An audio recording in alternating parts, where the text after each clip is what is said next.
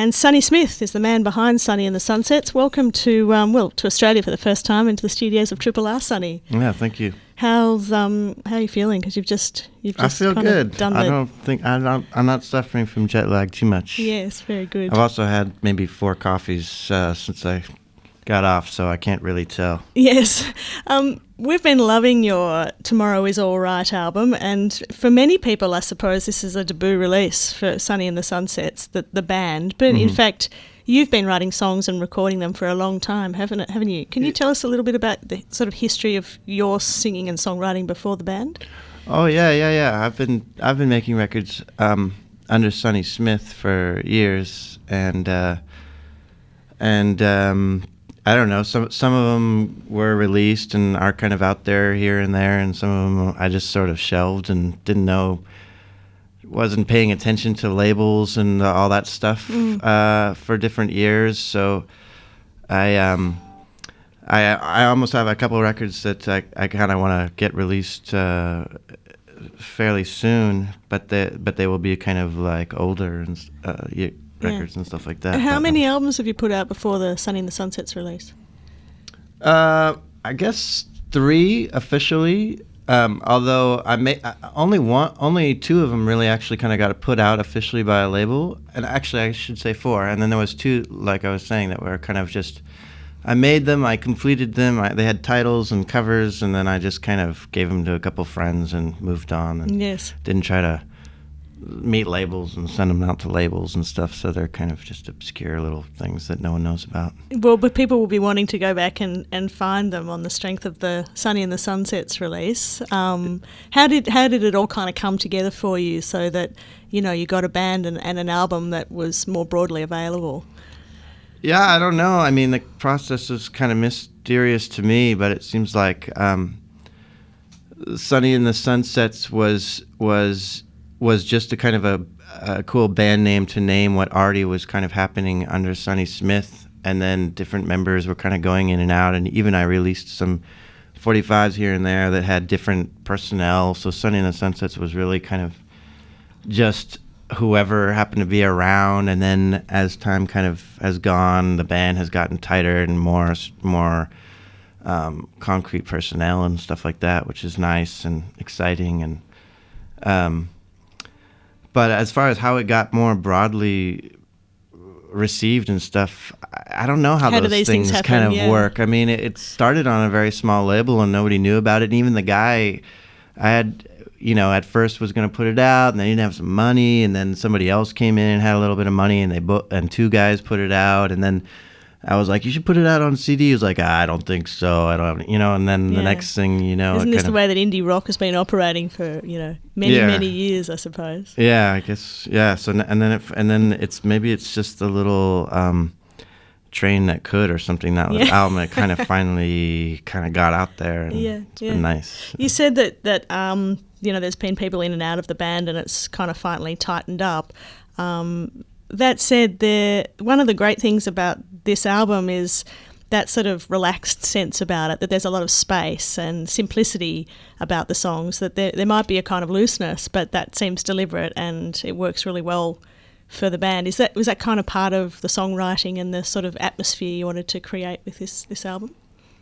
Well, it wasn't conscientious. Like, I didn't set out to be like, I'm going to make some mellow record, and a lot of the sort of adjectives and the descriptions that get kind of put on it are not things that I was thinking about, sort of beachy stuff and all that, like surf pop kind of stuff. So I didn't set out to make anything specific. Right. I will say that it takes a while sometimes to find like the track, the recording of a song that kind of has that magic in it, that kind of like feels casual and effortless. But sometimes, some of those songs went through 3 or 4 different scenarios or recordings to kind of find those. So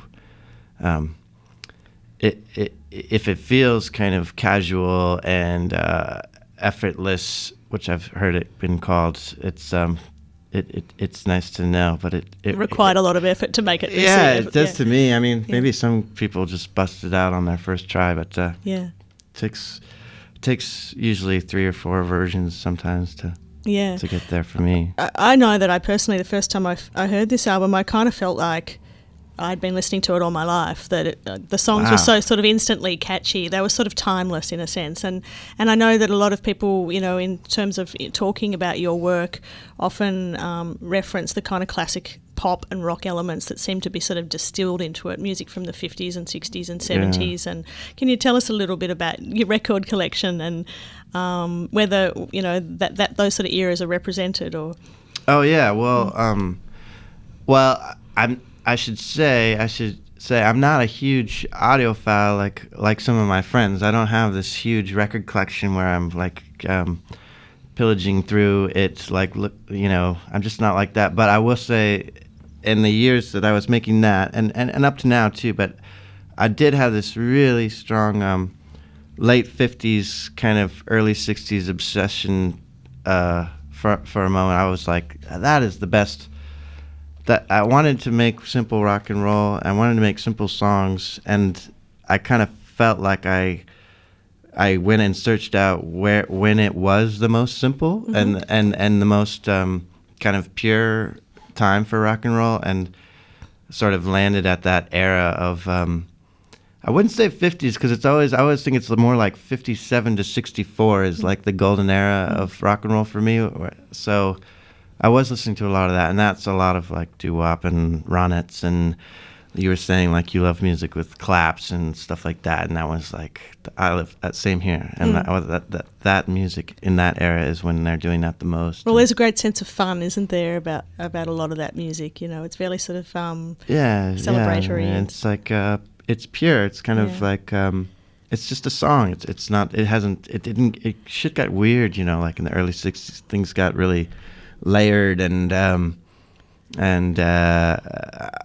complex and all through the 70s and stuff like that. So, and then kind of punk came back in and kind of it got simplified again because they were also listening to the same thing, like Ronettes and Phil Spector and all that stuff like that. Right, yeah. And when I heard the album, Jonathan Richman kind of came to mind. Even though obviously you have a very different sort of take in some ways than him, but that sort of simplicity of He's songwriting. The best. I think I don't know. I haven't read biographies of the guy or extended interviews, but I just imagine that he was into the same thing, like very simple, simply made, simply put, simple words, simple, music with lyrics that aren't cryptic and difficult to figure out what he's talking about and stuff like that. Yeah. So, and if you hear Jonathan Richman in there, that's great because I definitely have listened to him and love him and think he's one of the geniuses absolutely of rock and roll. Yeah, so. Kind of a nutty genius these days, but nonetheless fantastic. I haven't even heard what was his last record? I kind of lost track of. Yeah, I forget what it was called last year. But I was listening to Jonathan Goes Country lately. Yeah, that was it's a great album. That's amazing. You are a man, aside from being a songwriter, who wears many hats, aren't you? You like words. I think it would be safe to say. You have been a novelist. Is that right? You've written some failed novelist. Yeah. Nonetheless, I am impressed by anybody who can write a book. I did get through it to the end. I will give myself that. But then once I started working on I think it was the third draft. I got through the second draft. Any writer out there probably is laughing, but I was like, "Damn, this is a piece of crap." And then it kind of morphed into this art project. So it sort of found what it was supposed to be, but right. I've yet to complete a novel, so I don't get to be called a novelist yet. I guess. We all have aspirations of one way or another, don't we? You've written poems and prose and screenplays for films. So clearly you're quite sort of driven when it comes to setting down ideas, vignettes, stories on paper. What drives you? Well, do you come from a literary family, or No, not a literary family, but I think I've always kind of romanticized being a writer more than being a musician. I've never I I wasn't young and like, oh, it would be so cool to be a musician. It would be so cool to be in a rock and roll band. I never did any of that. But I was always like, oh, it'd be so great to be a novelist or a playwright. So I sort of romanticized that, and I think that I've probably fantasized myself as a writer, and said, well, okay, fine, then I'll write a screenplay. Why? Because I'm a writer, like, and then sort of it's kind of come true here and there, or I take a crack at a play or write some one-act plays or some short stories and stuff like that. And over the years, it's kind of just piled up, and I've been able to be like, well, I guess I sort of am a writer if more. you do something for long enough, yes. Yeah, and then songwriting, my songwriting kind of, I think, as much as I can know myself, comes out of feeling like a writer first, and a lot of the songs then end up having dialogue and tend to be more like little narratives often, and having even sort of linear kind of stories and stuff like that. So not always, but in general, typically tend to write songs or anything else thinking of them as a story first, and as a song second, or a poem second. Yes. And of course, I guess the craft of songwriting is a lot more perhaps immediate than the length of time it takes to craft a novel, even though it can take a long time to get make a record finally. Yeah, that's right. Yeah, it is more immediate. I think it's much more immediate. Yeah, that's probably the attractive part about it. And a lot of, like, in the early days when I was first trying to write songs, I was trying to write screenplays, so this was part of that fantasy. I was like, oh, I'm just going to be a screenwriter. I'm going to go to Hollywood and be one of those guys. And I had all these screenplays I was working on with characters and replete with, like, all the, camera pans out and helicopter shots and, stuff like that. And massive explosion. Yeah. Like, I mean, they weren't that kind of screenplay, but I just, as an example, yeah, and like camera directions and stage directions and stuff like that, and I would be working on them, and I would have my guitar kind of in my lap, and I would be fidgeting around with the guitar while I was working on the screenplays, and pretty soon the screenplays became songs, and so a lot of the early songs I was writing were very filmic. Well, they just had a lot of characters, a lot of dialogue, and camera directions. People would listen to them, and they were like, "What are you trying to say?" I can't, And the songs would go on, and I didn't understand choruses and verses. So they had these long verses, and the chorus would last for like 3 seconds, and it was just like, it was a mess. But it was, I don't know, it was just kind of how it all started for me. Yeah. Well, that's amazing, because you really distilled the craft down then to these very sort of simply crafted songs, which paint these kind of wonderful little, as you say, vignettes, little narratives. Oh, good. Yeah. Well, that's nice to hear. Thanks. You mentioned before the art project, and I just want to talk about that briefly before I let you go. It was 100 Records, an art installation over in California. Yeah. Can you tell us what the project was? Because I'm kind of fascinated by the amount of work that this project must have taken. Yeah. I guess it did take a lot of work. It didn't feel like it at the time, but looking back, I was like, oh yeah, that was kind of a lot of work. But well, that was what came out of the failed novel. So I was like writing this novel, and I had these sort of fictional musicians that were based on people I knew and stuff like that. And I thought it would be kind of cool to draw some pictures of the fictional records that would be of these fictional musicians, and maybe even like write some of the songs for these fictional characters. And I thought it would be great in the book to just every once in a while have a page that was like a album cover of the character, or even just maybe the song lyrics. And really, to make a long story short, what happened was that it just the making of the fictional albums and the fictional songs was I don't know, was more of a natural thing for me to do than to keep grinding it out with these paragraphs and the novel and it became it just morphed. It Into just this art morphed into project. this project, and then I started sort of farmed out the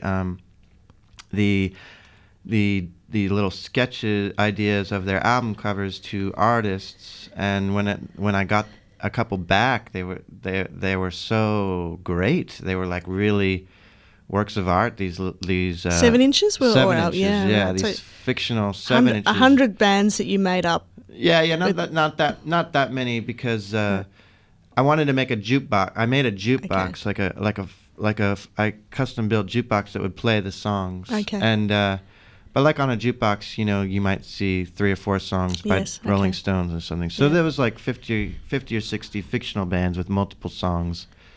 And then each one had kind of A side and a B side, and I would get the artists to make the record covers of these fictional 7 inches, and I usually wrote one song for each album, not each A side and B side, but just one of the sides, and used some songs that had already been made to get the ball rolling, and then used a bunch of songs that the Sunsets were already making, and some songs that became Sunset songs, and it all kind of swirled together, and it was hard to kind of keep track of. But by the end, there was 100 songs on the jukebox. And Fantastic. Is it going to tour the? it has been. It's been to 5 galleries so far. Now it's going to go to Manchester, Oh, awesome. England. Well, So maybe it'll make its way out here sometime. You should well, go meet some any, gallery owners while you're in galleries Australia. out there that are interested, call the station now. Yeah, exactly. No. Sonny, thanks very much for coming Yeah. in. You've got a few shows coming up aside from the Golden Plains thing next weekend. You're performing this weekend with The Clean from New Zealand. You familiar with Is their that body this of work? weekend at the Sunny Tones? The Clean and Oh, Sunny yeah, and Sunset. yeah. Oh, Oh, no, yeah. sorry. Yeah. No. Hang on, I'm Wait. getting it wrong. Let me get this right. The 13th of March at the Corner Hotel. Yes, right. The Clean and Sunny and made the me scared Sunsets. for a second. I Sorry, gotta this practice. weekend is the 5th. You're playing at the Tote, the Sunny Tones thing Yeah. with Beaches and the Yeah, Ancients Beaches. Yeah, they're great. and others as well. So I'm excited to see the Beaches because they played in San Francisco a while back, and it was amazing. So that's the Saturday at the Tote. And then the next day is also with at Yaya's.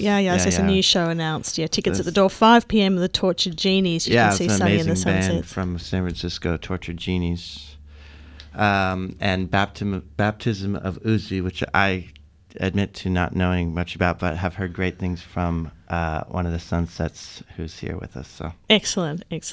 Well, I hope you enjoy your stay and all the gigs that you're playing, and thanks very much for coming into Triple R with guitar in hand this afternoon. Sonny from Sonny and the Sunsets, folks. thank you.